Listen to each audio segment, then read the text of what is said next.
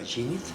Pra, kjo ngritje kulturore masive e popullit shqiptar i shkaktoi solli si rrëdhim dhe formimin më të lartë të vetdijes kombëtare.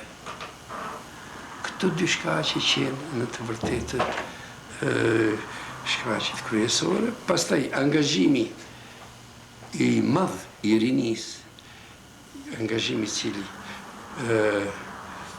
u duk në vrapimin e tyre në të gjithë fshatrat që t'i zbulojnë rastet e gjakmarrjeve dhe të ndikojnë me fjalën e tyre, pastaj pjesëmarrje e një numri jo të vogël intelektualesh që u bashkuar rinisë dhe madje vetë populli i cili i pa që duhet e pa se duhet të mirë të pjesë në këtë lëvizje të përgjithshme popullore.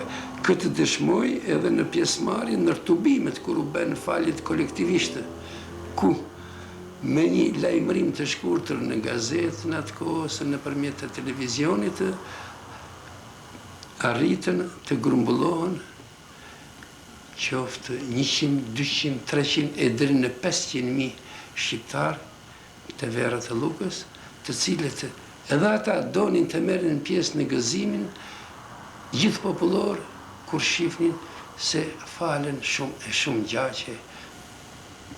Çfarë janë rezultatet e pajtimit të gjaqeve? Po, nga 2 shkurti i vitit 90, gjerë me 2 shkurt të këtij viti,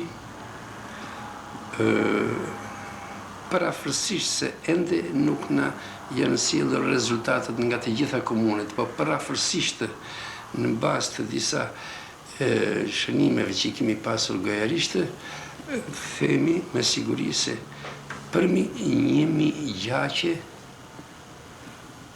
aty nga 1020 deri 1050, janë falur. E po aq edhe më tepër madje varë e ngatresa.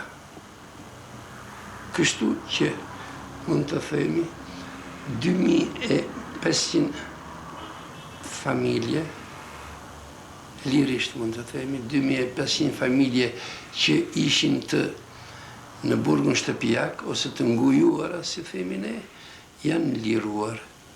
E 2000 familje mund të kenë, sigur të marrim afërsisht nga 10 antar për familje, ndonë se ky numër është shumë i vogël, merreni me mend vetë se sa njerëz janë liruar nga burgimi shtëpiak.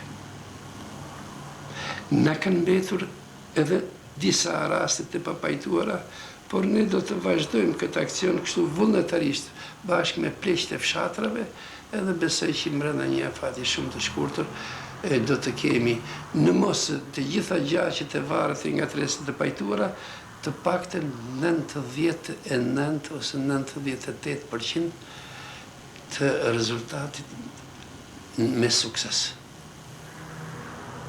Ju falenderit për bisedën. Ka përse falenderit edhe juve edhe përshëndetni ndëgjuesit dhe shikuesit e Chicagos dhe të Reunit që përfshin emisioni juaj.